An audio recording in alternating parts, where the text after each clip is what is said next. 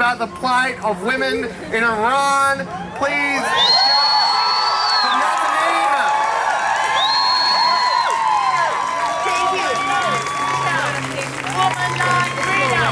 Woman life freedom! Woman life freedom! Thank you so much. I'm glad that you guys cheered because most of my speech is going to be pretty sad, as you can see by the outfit I'm wearing.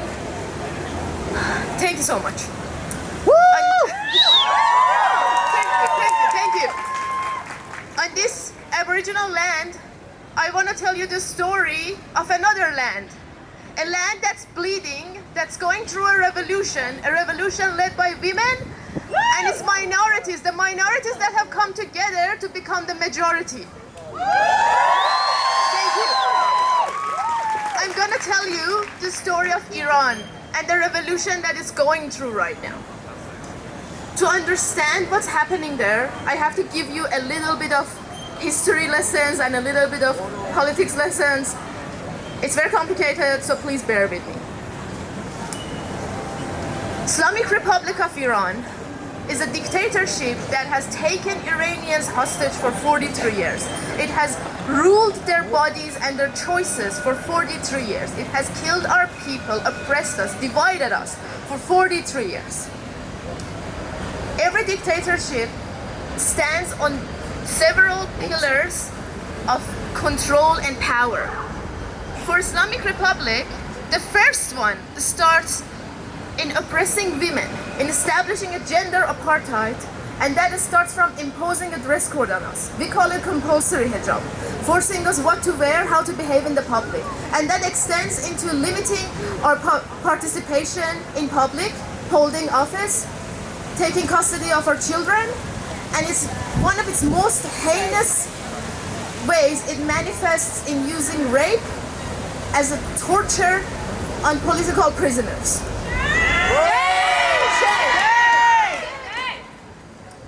To bring down the dictatorship, which is what the people of my country are doing right now, you need to attack all of these pillars.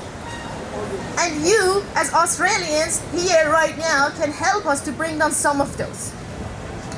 The other two pillars of this dictatorship are its economy, selling oil and natural resources, and conducting business with other countries, which they have continued doing despite very harsh sanctions that they had. They know ways how to go around it. They have mechanisms, they have people, and they have operatives in other countries who do the business for them and still bring them money that only enriches the pockets of the oligarchs and the regime and doesn't go to the people. And the third pillar is being legitimized as a government by the international community. That goes from conducting diplomacy, going to seminars, having diplomatic relationships, competing in international sports. And these are the pillars that we want to bring it down, that we want to attack it, to bring down a dictatorship.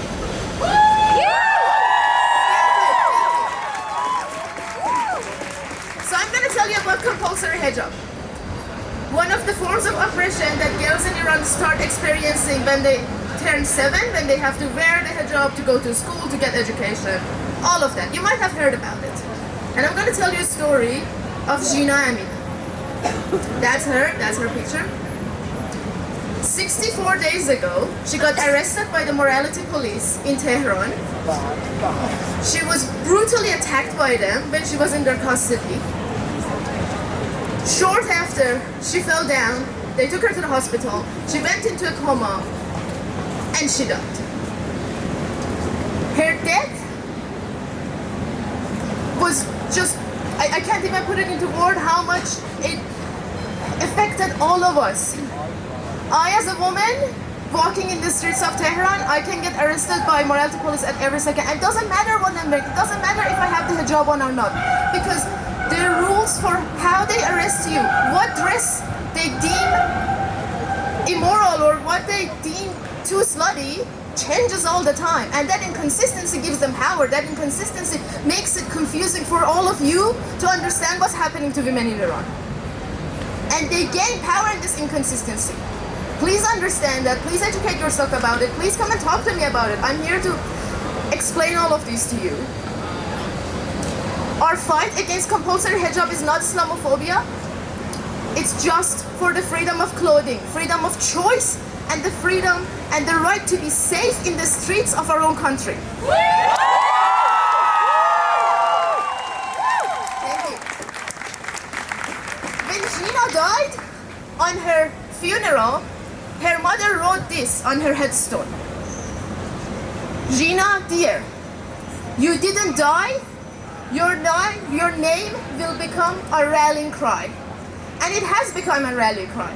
We are shouting her name and the name of all of the other brave women and girls who went to the streets after her, who died, who lost their lives, who left us without their enchanting smiles and their beautiful laughter. We're shouting it every day in the streets here. We're shouting it in social media. We're doing everything that we can to raise awareness, to call for help. So I'm asking you to join me in this moment. Let's shout Gina's name. Her name was Gina Amini. That is her Kurdish name. Her Farsi name was Mahsa Amini. Today, I'm asking you, let's respect her Kurdish heritage and shout her Kurdish name. It's Gina Amini.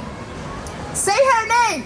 Gina Amini. Say her name. Gina Amini. Say her name. Gina Amini. The revolution that you see today, our resistance, is not anything new. They weren't the first ones who died, and they will not be the last ones who will be killed by this brutal regime. As long as Islamic Republic is breathing, there will be more and more people dying in their hands. In these only 64 days, they have arrested more than 1,500 people that we know of. Shame! Our parliament has asked for their immediate execution. And I understand that, yes, there's a difference between parliament and judicial system. But in Iran, in a dictatorship, they're one and the same. Don't let the media to trick you, to distract you, to tell you, no, this is not, they haven't been sentenced yet. That doesn't mean anything in Iran. They have executed people in groups in the thousands before, and they will continue doing it. They have no mercy.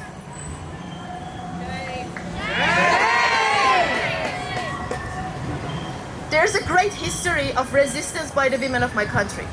Only 2 weeks after the 1979 revolution, the women of Iran took to the streets to say no to compulsory hijab. The rule that has killed all of these people now, and many more of them.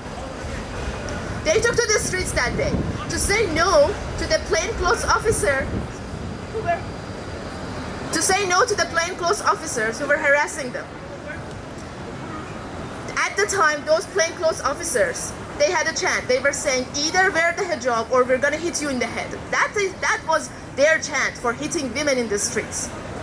On 8th of March 1979, those brave women shouted, neither hijab, neither getting attacked. And right now, we in the streets of Tehran, in the streets of Melbourne, in the streets of all of the cities around the world are shouting, neither hijab, neither getting attacked. Death to this dictatorship. Thanks so much. Thank you. Give it up for Nazanin! I am so grateful to have learned all of that. I really appreciate Nazanin for being here. We are going to get moving very quickly. What is happening right now? There is a sign that is being moved to the front of the line. If you have mobility or access issues, go to the